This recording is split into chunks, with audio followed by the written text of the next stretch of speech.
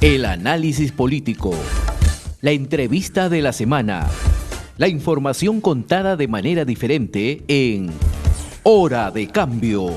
Desde estos momentos nos conectamos con el Perú en Hora de Cambio. Si quieres estar bien informado, quédate en Hora de Cambio. Imparcialidad, objetividad al momento de darte las noticias con Hora de Cambio. Bienvenidos.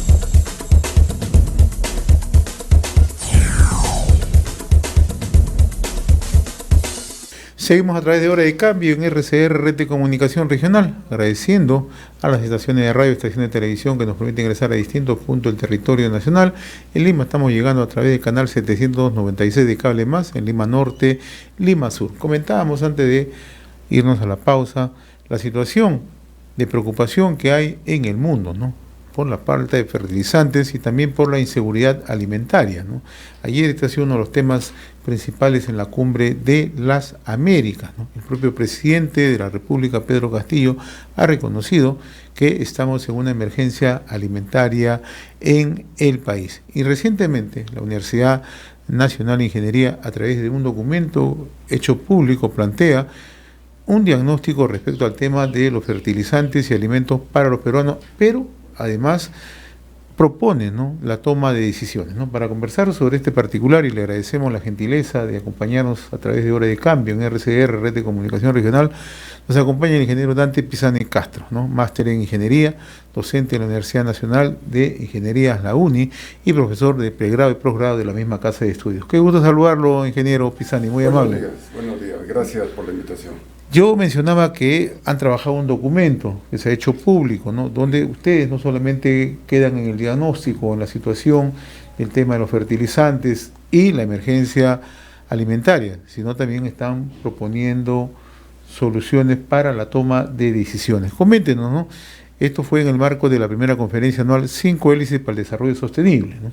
Sí, bueno, yo vengo en representación del doctor Alfonso López Chao, que es rector de la Universidad de Ingeniería, el cual nos llamó para formar una comisión que vea el tema justo de los fertilizantes, ¿no? Yo soy docente en el curso de pregrado de diseño de proyectos petroquímicos. ¿Ya? Y con los alumnos hacemos diferentes proyectos todos los ciclos, ¿no? Uno de los proyectos que siempre está presente, digamos, dentro de los ciclos es el tema de fertilizantes, ¿no? Ya sea fosfatos de amonio, tanto como el diamonio como el monoamónico, y también la urea, el sulfato de amonio, el nitrato de amonio, ¿no? Ocurre que somos un país con muy buena reserva de gas natural. Entonces, es como dicen, Dios nos ha dado la oportunidad de tener tanto gas natural y nosotros no lo sabemos aprovechar. O sea, estamos en condiciones, ingeniero Pisani, de tener plantas de fertilizantes en varios puntos del país, evitar toda esta situación que se está generando en el mundo en estos momentos. Bueno, por si acaso, en los años 90, hasta los años 90 hemos tenido planta de fertilizantes. ¿Y qué ocurrió? Teníamos la planta de fertilizantes de Talara. ¿Al norte del país? Al norte del país, pertenecía a Petroperú. Fue, mi punto de vista personal, fue mal administrada, lo cual ocasionó, digamos, que se vean resultados negativos desde el punto de vista económico-financiero. Y hubo un problema que yo he escuchado, que empezaron a producir en cantidad para poder bajar el margen para poder mejorar el margen de proceso. Pero ¿qué ocurre? Llenaron tanto el almacén que tuvieron que almacenarla en La Pampa. Luego vinieron las clásicas lluvias del Niño y malogró todo el fertilizante y fue una pérdida enorme. ¿Pero a qué obedecía eso? ¿Que no había una capacidad logística, una capacidad de planificar? Yo diría, más bien, si quieres decirlo así, ha habido una falla de gestión. Y desde todo punto de vista, porque, por ejemplo, Petro muy fácilmente pudo haber hecho una filial de la planta de fertilizantes, pero no, la metió dentro de todo Petroperú, y varios gastos indirectos que venían, digamos, de otras áreas, también eran cargadas a la planta de fertilizantes, ¿no? Por otro lado, el gobierno lo que hizo fue poner la venta de fertilizantes en la empresa esta que se llamaba ENSI, y ponía el precio que quería. Claro, de comercialización de insumos era, ¿no? Sí, ENSI, sí, ¿no? sí. Pero en efecto, pero estamos hablando de los años 85, 90, ¿no? Sí, justo. Por eso es que en los años 90 el gobierno decidió vender la planta y la vendió a Colombia, ¿no? Colombia tiene ahora una planta de fertilizantes, ¿no? Igual que varios países en Sudamérica. ¿Y esa planta era, digamos, suficiente como para poder lograr un abastecimiento sostenido en el país? En estos momentos, bueno, en ese momento sí. Ya, en ese momento sí, era una planta más que suficiente para abastecer al Perú, digamos, ¿no? Pero en estos momentos el Perú importa aproximadamente 400 millones de toneladas de urea al año. Que es una buena cantidad, ¿no? Muy buena cantidad. Entonces, ¿Y cuánto producimos, disculpe? No, cero. ¿Cero? Cero. O sea, somos importadores natos. Totalmente todo importamos, ¿no? Pero eso es un detalle interesante el que usted menciona, porque ese dato no se le proporciona a la población. Hablamos que hay una falta de fertilizantes, escasez de fertilizantes, originado, claro está, por una crisis mundial, producto de una guerra, pero en el Perú no he escuchado hasta el momento ni a un ministro de Agricultura, ni a los funcionarios del rural, ni a quienes estén inmersos en este tema, decir, nosotros no producimos un gramo de fertilizantes. Claro, el tema es lo siguiente, la otra planta que había era la de Fertiza, ¿ya? Que en realidad ya en ese momento, en esos años, ya era una planta muy antigua, ¿no? Se intentó en construir otra planta cerca de Pampilla, pero fracasó totalmente, ¿no? Yo tuve la oportunidad de hacer prácticas preprofesionales en Fertiza casualmente, y era una planta pues muy buena tecnología, ¿no? Luego la otra planta es la del Cusco, que también hacía fertilizantes, pero ellos hacían fertilizantes con electricidad y agua, ¿no? Entonces para eso estaba la central hidroeléctrica de Machu Picchu, hasta que vino un huaico y se llevó a la central, y ahí desapareció la industria de fertilizantes en el Cusco, con lo cual hemos quedado que no tenemos nada, ¿no? Es muy importante, digamos, que se tenga una planta de urea, ya que la urea es el fertilizante que más se usa en la sierra.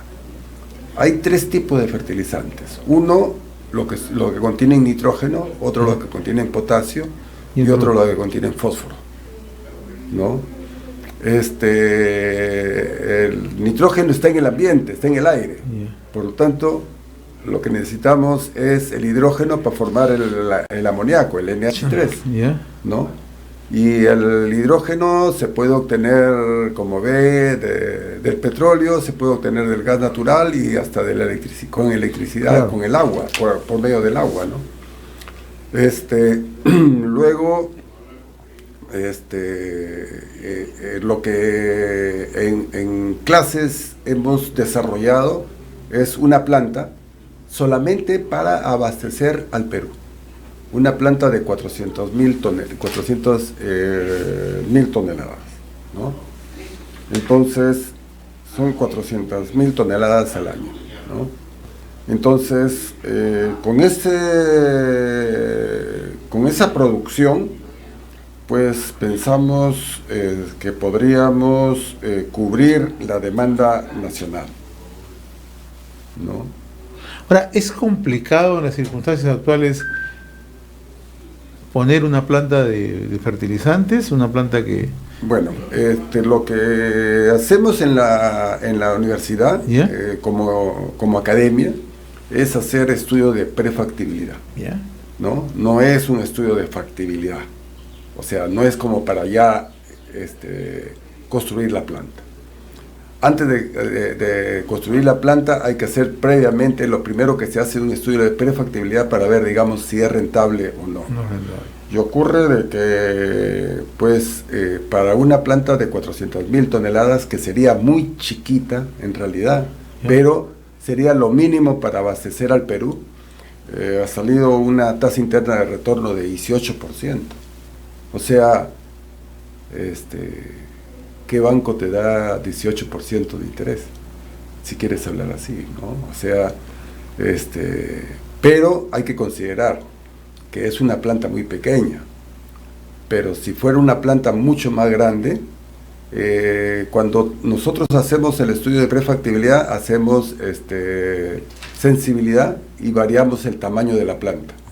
Y lo hemos alcanzado hasta 2 millones de toneladas al año, ¿no? Con eso es una planta mucho más grande que la que tiene Bolivia, inclusive.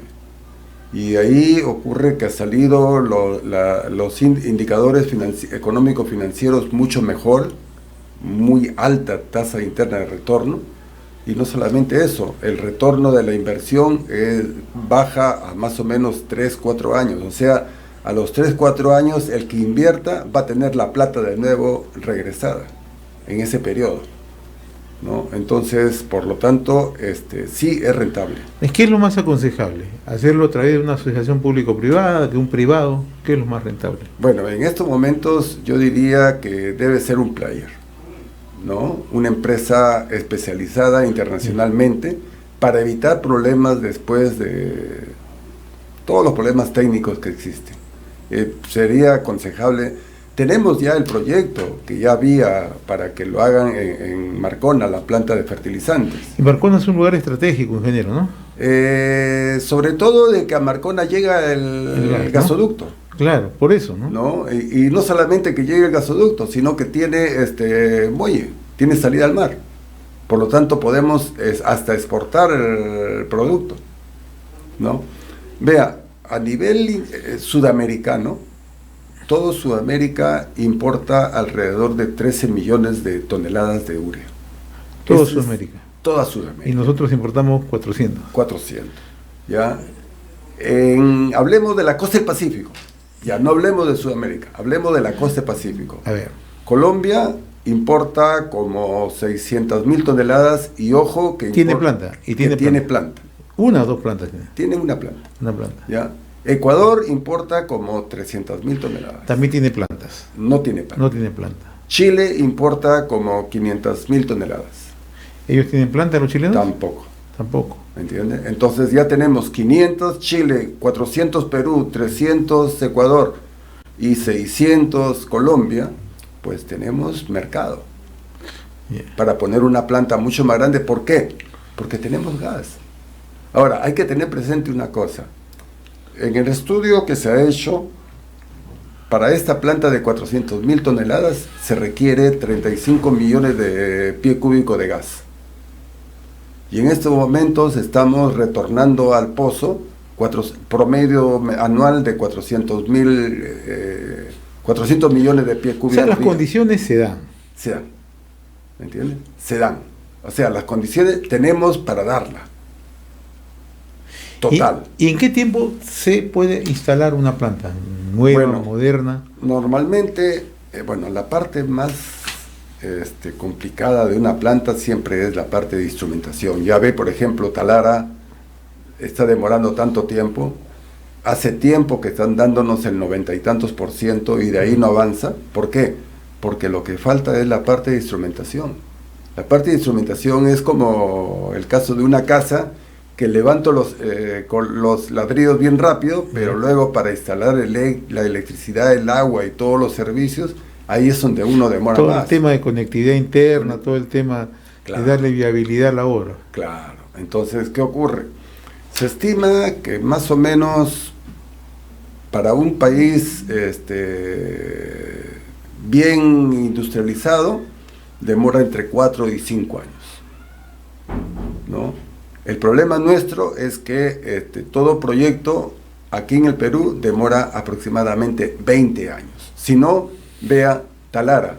Talara puso la primera piedra a Toledo y Castillo lo inaugura. Claro. Después de 4 gobiernos, más o menos 20 años. Camisea, en 2011, 2012 sale Camisea, pero ¿cuánto tiempo ha estado encerrado?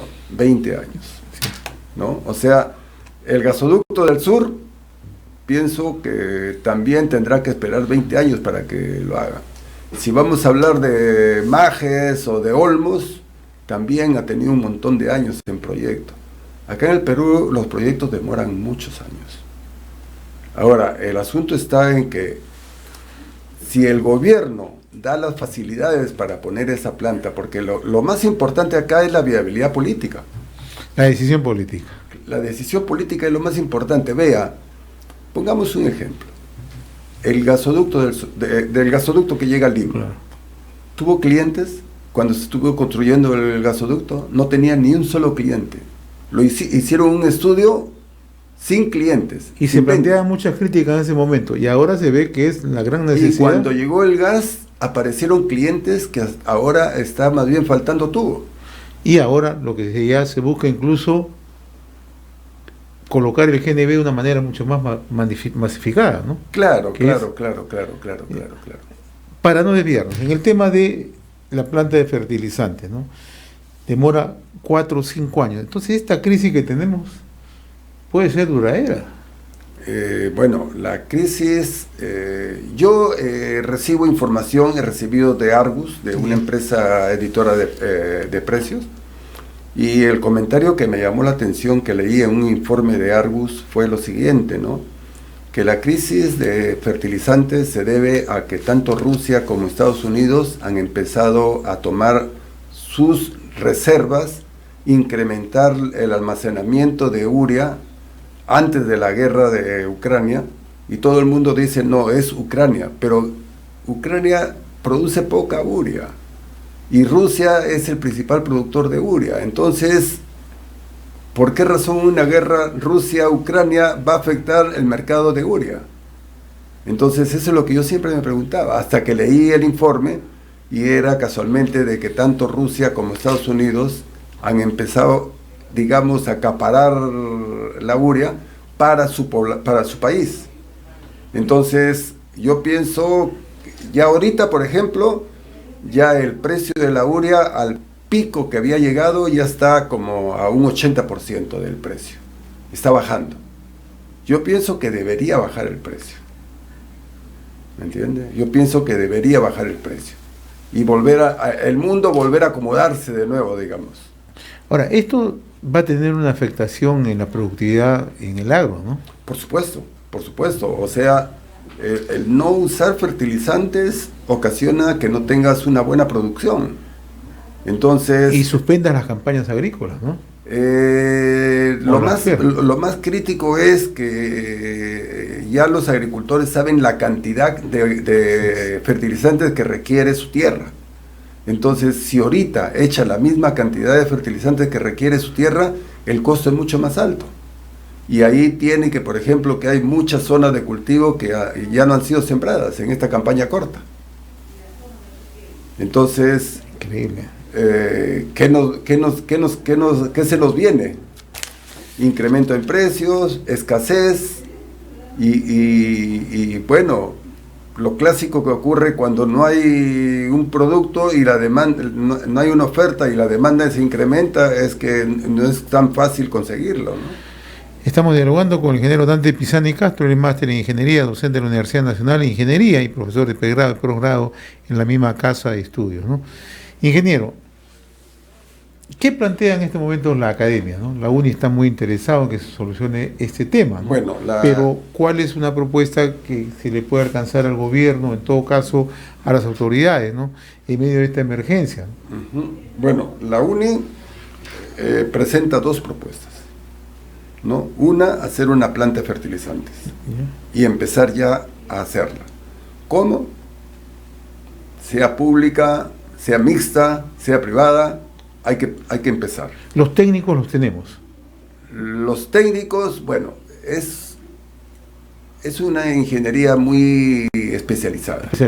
Por lo tanto, hay empresas internacionales que se dedican a construir plantas, ¿no? No tenemos los equipos acá en el Perú. Y los equipos no es que yo voy a una tienda y compro los equipos, no hay. Lo tienen que diseñar y lo tienen que hacer, fabricar, ¿no? Eso número uno. Como Universidad de Ingeniería, lo que se está proponiendo es no solamente hacer una planta de urea, sino también hacer una planta de fosfatos. Hay que tener presente, nosotros exportamos, en Bayobar, exportamos 2 millones de toneladas de roca fosfórica. E importamos 300.000 toneladas de fosfato amónico, ¿no? ¿De dónde importamos? Mayormente de Chile. ¿Y a dónde exportamos nuestra roca? A Chile. O sea, la roca se la vendemos a Chile y Chile nos vende el fertilizante a un precio carísimo, ¿no? Nosotros exportamos tierra, en otras palabras, y ellos nos venden fertilizantes. Esa es la realidad. Entonces... ¿Y a qué obedece eso? ¿A qué obedece eso? ¿A que nunca hubo una voluntad de generar clúster de...? Yo podría decir otra cosa. Hasta antes de Fujimori, en todas las empresas había oficinas de planificación, ¿no? De planeamiento. Entonces, se planificaba lo que venía. Yo recuerdo que cuando trabajaba en Petroperú, recuerdo haber concurrido a unas reuniones para ver, digamos, cuál era el futuro de las centrales eléctricas, de las refinerías. Y empezábamos a trabajar ahí en el INEM con la gente del Ministerio de Energía y Minas, y empezamos a ver para cuándo habría que construir otra refinería, para cuándo había que poner otra central eléctrica y todo eso, ¿no? Teníamos inclusive un programa que nos había donado la Universidad de Argonne de California. Y entonces, ¿qué ocurre? Desaparecen las oficinas de planificación. Por lo tanto, ahora estamos a la deriva. ¿Qué es lo que debemos hacer en los próximos 10 años? Que alguien me responda qué debe hacer el Perú en los próximos 10 años. Si no hay oficina de planificación, nadie lo sabe. Entonces, ¿qué nos interesa? ¿Qué cosa va a mejorar al Perú? O sea, si no hay planificación, no hay futuro. Estamos totalmente desguarnecidos si quisiéramos trazar un horizonte ni corto, ni a mediano, ni mucho menos a largo plazo. Peor todavía. No tenemos ninguno. Yo pienso que no tenemos ninguno. Y ahí es casualmente cuando se dice siempre que tal gobierno trabajó en automático. Porque no tener planeamiento es trabajar en automático, dejar pasar, dejar ir, ¿no? Así como están las cosas. Claro, ¿no? Piloto automático, como se dice. Sí, ¿no? Piloto automático. En economía, en el tema de infraestructura, en todos los temas de necesidades, ¿no? Tener piloto automático implica no tener futuro. O sea, no hay nada escrito, no hay nada estudiado, no hay nada analizado. Y eso es bien peligroso para un país, sobre todo, ¿no? Ustedes es la primera idea que ustedes plantean. ¿Cuál es la segunda idea que plantea la UNE? La segunda idea es los fosfatos. ¿Ya? Los fosfatos, tenemos la reserva de Bayobar, pero hay algo más. Tenemos más reservas que Bayobar hay en el Valle del Mantaro. Sí, eso ya está probado, probado, inclusive si usted ingresa a internet va a ver el organismo que está haciendo promoción a la reserva de Mantaro. Existe una página web, existe un organismo en Huancayo que está impulsando eso, pero impulsa y ahí termina todo, ¿no? Esa reserva es superior a Bayobar. Por lo tanto, somos ricos en fosfatos. Ahora, si aprovechamos esa reserva que usted dice que está en la zona central del país, geopolíticamente o digamos estratégicamente es mucho mejor que Bayobar. Bayobar está ubicado en un puerto. Bueno, es cierto, Bayobar está ubicado en un puerto, pero hay que ver una cosa. ¿qué ocurre en estos momentos con los fertilizantes? Los fertilizantes se importan y entran o por Mollendo, o por Callao, o por Piura. Y claro, y tienen que trasladarse. Y tienen que ser trasladados por tierra. Así es. Por lo tanto, ponga donde ponga yo una planta, no puedo ir a buscar dónde están mis clientes, porque los clientes están dispersos en todo el Perú. Lo que tengo que buscar yo es una localización adecuada a la materia prima, a la energía, donde tengo energía, donde tengo agua, donde tengo buen terreno para poder poner una planta, no donde tengo técnicos, porque no voy a poner una planta donde no tenga técnicos y después tengo que llevarlos y mantenerlos, mayor costo. Interesante lo que ustedes están planteando y ojalá que el gobierno le tome toda la atención del caso, ingeniero Pisani Castro, ¿no? Que además han participado en este diagnóstico, en estas propuestas, un grupo de profesionales muy calificados, ¿no? Que por sí recomiendan y plantean aspectos que se tienen que tomar en consideración, ¿no? Qué interesante que la academia esté incorporándose y se esté interesando en este tema. Sí, la verdad que cuando fui llamado para formar la comisión, no pensé yo que fuera a ver, que la UNI fuera a tomar esa decisión. La UNI no tiene ingeniería agrónoma, ¿no? Y ocurre que la UNI tome decisiones de un sector que no tiene ingeniería, pero que sí tiene la ingeniería para hacer el fertilizante, pues es bastante, ¿no? O sea, han tomado el doctor López ha tomado la decisión de intervenir. ¿Por qué? Porque está viendo, digamos, que se va a venir una hambruna. Claro. Y no solamente, de repente en Lima no lo sentimos, pero acuérdese que hay gente que vive de la cosecha, de su chacra. Ellos iban a tener una hambruna.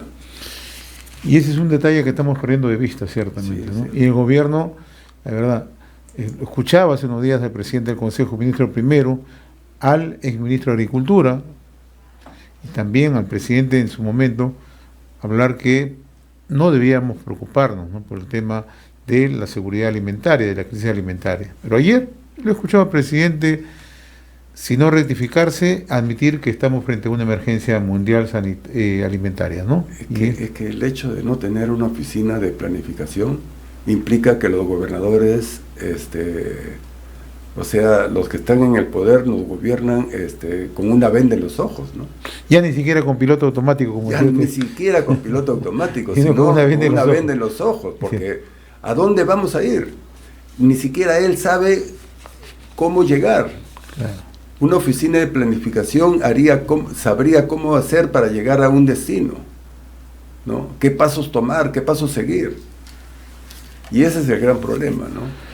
Muy bien, ingeniero Dante Pisani Castro, ha sido un gusto tenerlo aquí en Hora de Cambio a través de RCR, Red de Comunicación Regional. No va a ser la primera oportunidad que conversemos. Me gustaría hablar más a fondo sobre el tema de planificación, porque veo que usted tiene bastante conocimiento en el tema, interesado además porque Perú pueda tener una verdadera hoja de ruta que le permita desarrollar en el futuro, ¿no?, y tener un horizonte para el desarrollo, para el crecimiento y saber hacia dónde vamos, ¿no? Claro, yo recuerdo que yo hace años atrás viajé a Cusco a dar una charla en la Universidad del Cusco, porque como yo también tengo segunda especialización en gas natural, ¿no? Y di una charla sobre gas natural y me llevaron a una emisora parecida acá. Y estuve conversando con gente del Cusco y agarré, y ellos estaban todavía, ese era el momento en que teóricamente ya estaban por construir el gasoducto. Así es. Y yo agarré y les dije, no sé, ¿y qué pasa si no si no se termina el gasoducto? ¿Cuál es el plan B? La verdad que me dolió cuando el gasoducto fue paralizado, ¿no? Porque la verdad no tienen plan B, ¿no? En estos momentos Cusco ya está recibiendo gas natural, pero en 2 estaciones, pero a un costo alto, ¿no? Claro, que lo llaman el gas virtual, ¿no? Que se traslada, claro, y es lo paradójico del vecino, ¿no? Cusco está cerca, ¿no? Sí, esa es la paradoja. Lo comprometo a hablar sobre justamente la masificación del gas, porque veo que conoce mucho el tema. Así que Quedamos con ese compromiso, ingeniero Pizarro. Ok. Un gusto de tenerlo acá, muy agradecido. Gracias.